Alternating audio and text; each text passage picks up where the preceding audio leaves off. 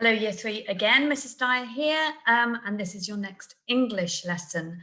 I'm recording this on Wednesday before the England match, but I know you're going to be watching this on Thursday, so I really hope that everybody's in a good mood today, okay, and I hope things went well for England, which would have been yesterday. Okay, so let's get on with the English. So here we go, let's share my screen. And there we go. So if you could put today's date, please. And the WALT today is to identify features of war poems. So maybe just pause the recording while you do the date and the WALT. Okay, and then please have a little think about, when did you last do poetry as a unit? Now I know yesterday you had a cold task and we asked you to write a poem, okay, without very much introduction. It needed to be on the war theme, okay, which we've had in our topic, and you've done a lot of work on that. So I'm going to really look forward to reading a lot of those poems.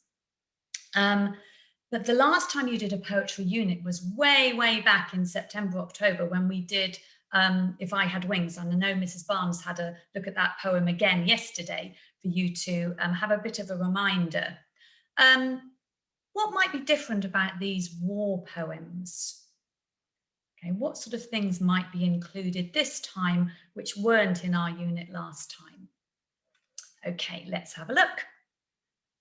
Okay, if you have a look back, or if you have a think back, the last hot task you did was your war story. And I know those were really, really good, about your evacuation as a child who was living in World War II. And some of you, lots of you, came up with some brilliant ideas for those stories.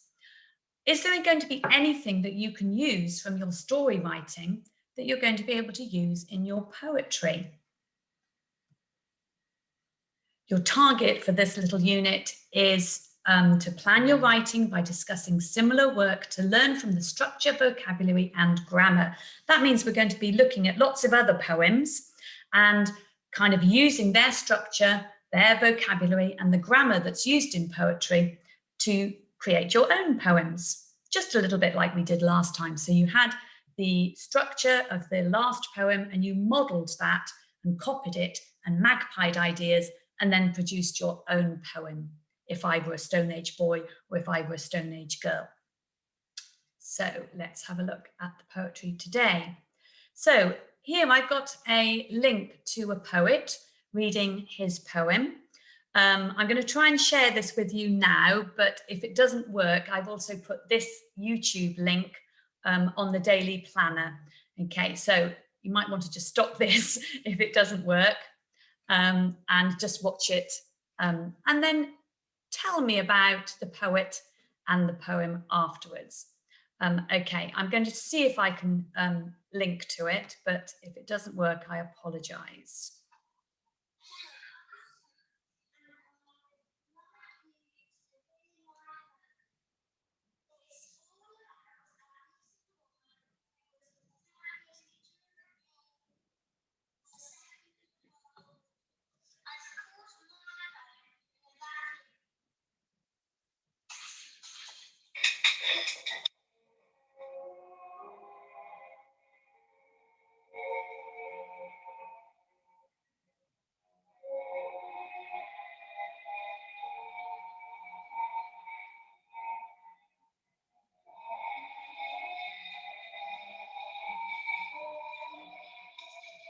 They say our house is no longer safe. With everything shipping bombs all over the place.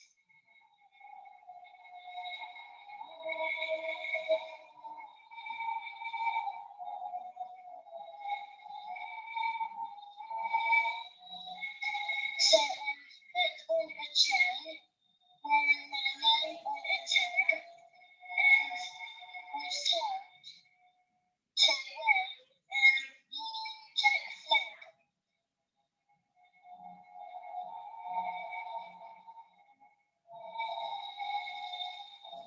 I was sent to stay off the fair to live in the countryside on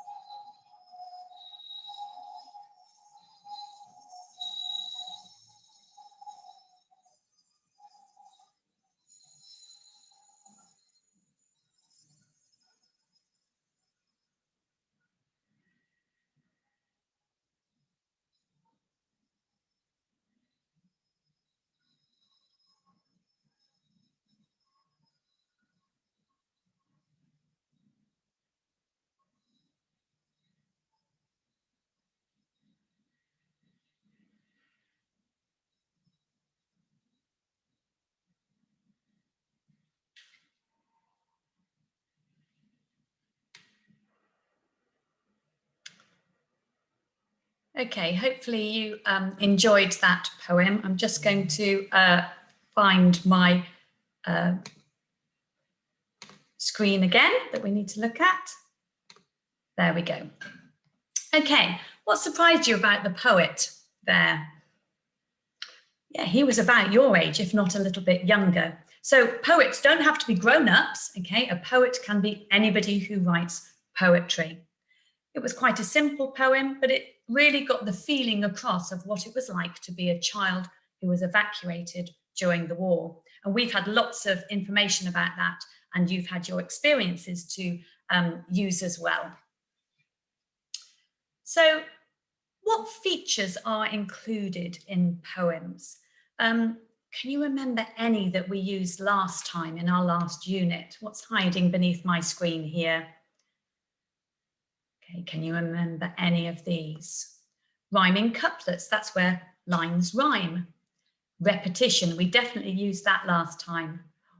Metaphors, can you remember using those? That's when you say something is something else.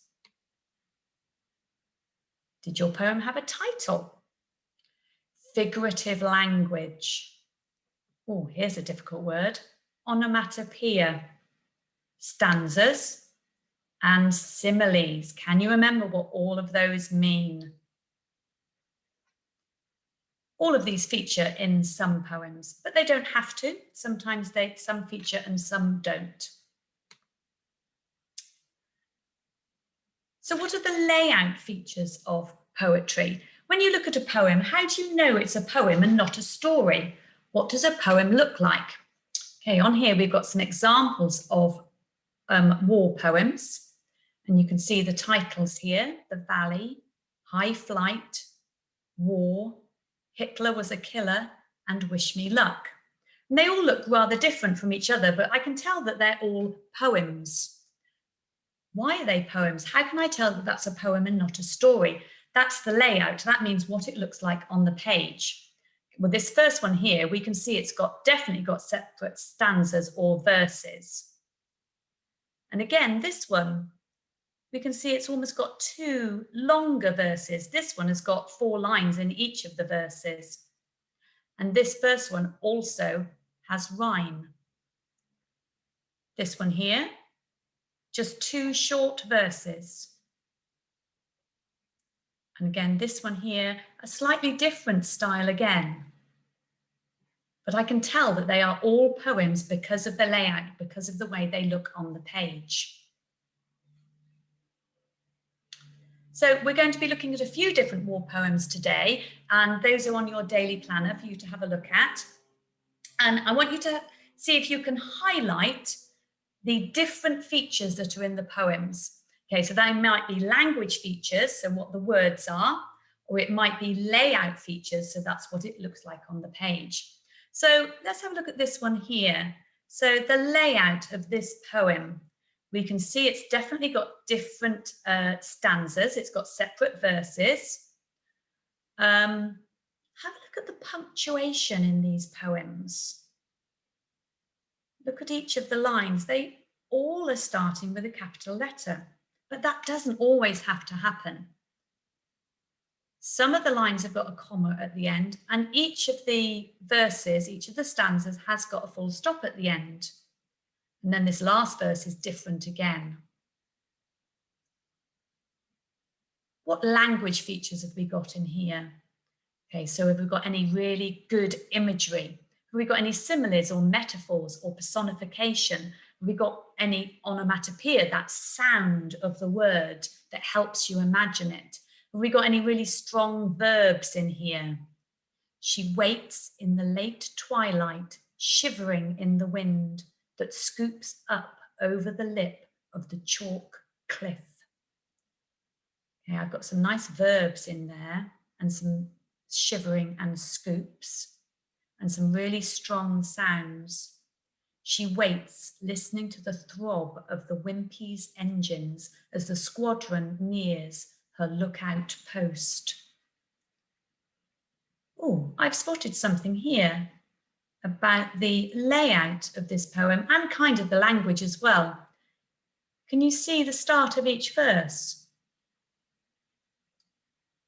Yeah, it's got a repetition. Okay, so each of the verses starts with she waits. I'm wondering who she might be in this poem.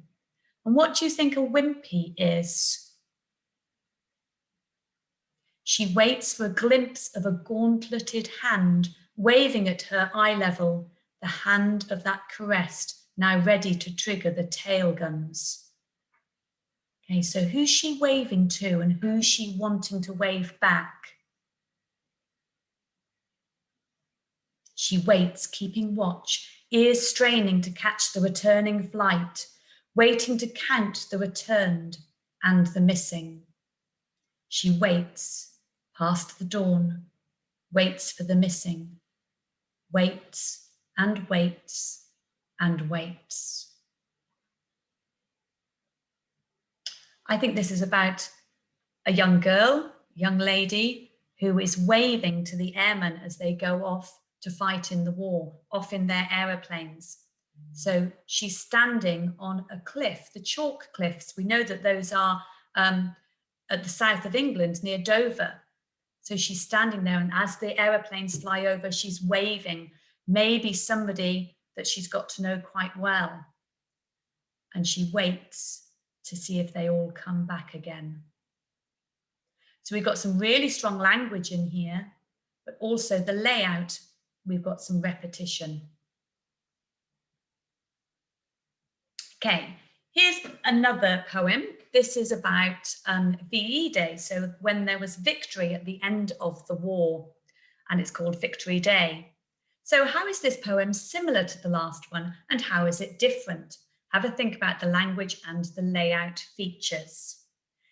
Day of joy and of sadness, day of sorrow and of gladness, day of cheering and of drinking, day of crying and of thinking. Okay, so I've already spotted something in this one. We've got lots of repetition. Can you see each line starts with day, and these first two verses, day of. We've also got some rhyming. Can you see sadness and gladness and drinking and thinking? Let's have a look at the next verse. Day of prayer to God above, day of prayer for those we love, day of prayer for those we've lost, day of counting up the cost. So that repetition continues, and the pattern of the rhyme also continues. Day when allies' fight is done, day when victory is won, day for peace so long expected, day for children long neglected.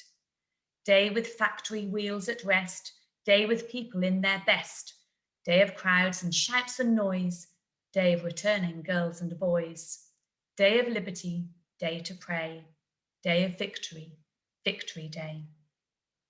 So this tells us all about the end of the war, that how happy people were, how relieved, everything hopefully getting back to normal. Returning girls and boys, hopefully those, you know, those would be the evacuees coming back home. So similar to the last poem because we've got repetition, but different as well because we've got rhyming in this one. And each of the verses has 4 lines, apart from this last verse here, which has just got 2 lines. Okay, so what we'd like you to do today is to have a look at the sheets of the poems that you've got and the ones that we've just gone through. And then you've also got this little sheet here, which is always, sometimes, never. Okay, so a little bit like our maths lessons. Can you say what always happens in poems, what sometimes happens in poems, and sometimes what never happens in poems? So have a look at those poems, maybe highlight them on your computer screen if you want to, or if you can manage to print them out, you could underline or circle things that you've spotted. Can you have a look at the language and the layout? What do they always have? Okay, so that might be something like a title. Okay, so in your box here, you could write that they always have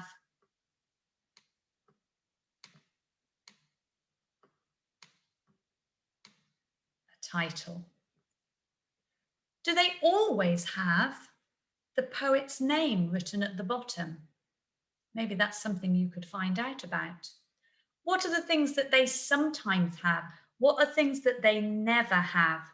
Okay, so think back about your story writing or about your report writing or your instruction writing.